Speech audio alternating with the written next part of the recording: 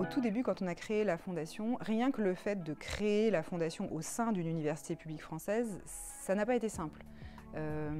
Les chercheurs, certains chercheurs étaient assez hostiles à l'idée que des entreprises puissent donner de l'argent pour la recherche, partant du principe que ça allait finalement non seulement détourner peut-être des financements publics ou limiter l'apport des financements publics, et puis surtout pensant que ça allait peut-être orienter une stratégie ou des axes de recherche. Ce qui, dans les faits, avec le recul, n'est pas le cas. Globalement, l'ensemble des hôpitaux universitaires du MAC Composante ont rapidement compris l'intérêt et ont suivi.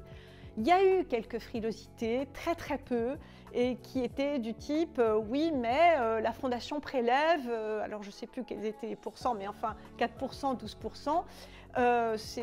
Et ça, c'était le reproche qui m'était fait de passer par la Fondation.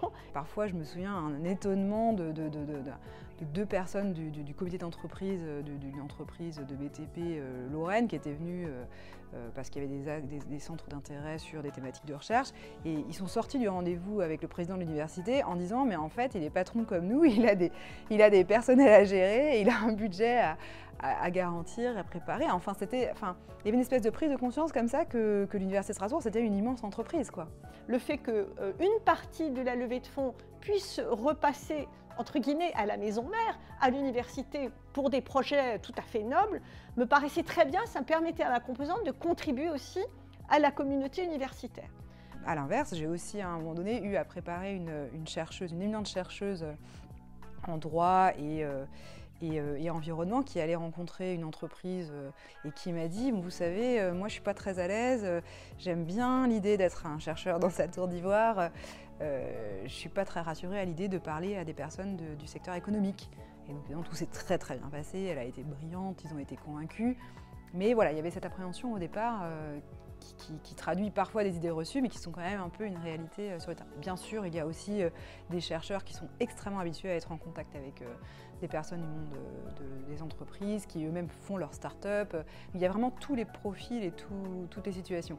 Mais on ne peut pas dire qu'il n'y ait pas un peu à un moment donné cet écart entre ces deux mondes. Et donc, quelque part, la Fondation contribue à faire communiquer, à faire dialoguer ces différentes personnes. L'essence même d'une fondation, c'est que chacun garde ses motivations. Il ne s'agit pas de confondre les rôles, ni de l'université, ni de l'entreprise. Ce dont nous avons besoin, c'est de faire converger sur un même territoire, dans les mêmes forces et dans les mêmes dynamiques, des efforts qui doivent tout simplement s'additionner pour la réussite sociale, économique, industrielle, et je dirais même philosophique d'une région. La Fondation va venir potentialiser, accélérer, mettre en lumière des projets des hôpitaux universitaires de Strasbourg. La Fondation de l'Université de Strasbourg a réalisé des résultats qui la mettent au premier rang du fundraising universitaire. Il y a aussi, je pense, une évolution très favorable de la position de l'université dans la société grâce à l'action de la Fondation. C'est-à-dire qu'aujourd'hui, un réseau de soutien qui va au-delà de l'argent a été créé par la Fondation. Il faut probablement encore l'augmenter, mais il y a vraiment des très beaux résultats.